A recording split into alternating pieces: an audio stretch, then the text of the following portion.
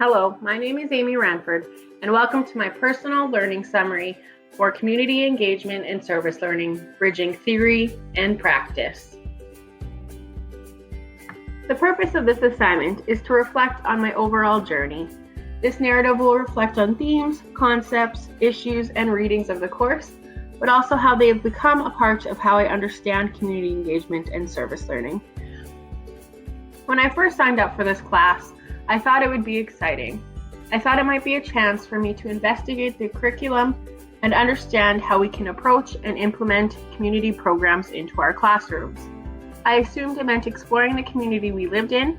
It would involve different guest speakers and maybe volunteering. I did not fully understand the term service learning, and when we began, did not understand the difference between community engagement and service learning. I do not think I was prepared to learn everything I did. Through readings and class discussions and the plethora of examples from different classmates in different occupations, and through their experiences, I was able to understand what community engagement and service learning was and how it was so deeply intertwined with what I did in my classroom.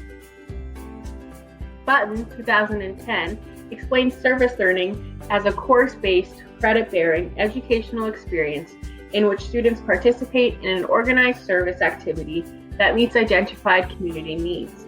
It reflects on the service activity in such a way as to gain further understanding of course content, a broader appreciation of the discipline, and an enhanced sense of civic responsibility. Saxon Clark, 2016, referenced Saltmarsh, who explains community engagement as shaping civic engagement. It is grounded in reciprocity, mutual respect, shared authority, and co-creations of goals and outcomes. This collaborative knowledge has the power to allow people to understand where the knowledge comes from and who has the expertise. It is called civic engagement and can change the way we form communities, act politically, share information, address social issues, and behave socially. Collaborative knowledge decenters teachers and allows learning to be socially constructed. It encompasses lived and cultural frameworks to create new knowledge. By using this model, we are able to understand societal issues and enhance students' educational opportunities, which allows for self-creation, meets the needs around our communities, creates deep thinkers, allows students to work through their problems, connect ideas and realities, and find new solutions to old problems. Service learning and community engagement forces students to rethink normal patterns, which can be beneficial from normal education. Students also gain transferable skills, as shown in the chart, and is the main reason to participate in a field course. I began this class by thinking of community engagement as a tool to use in my classroom, but left with a deep understanding of the impact it can have on everyone involved. So how will I approach community engagement and service learning in my career?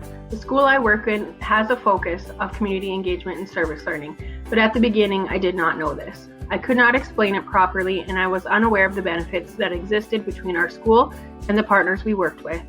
As a core leader in my school and a person who is actively involved in making my school a more successful place, I am now able to share my knowledge with the rest of my staff.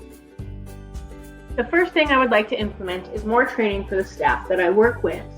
In the article, Community University Partnerships, on page 35 and 36, it speaks about how beneficial training can be to develop community and academic partnerships, building equitable relationships that are relevant.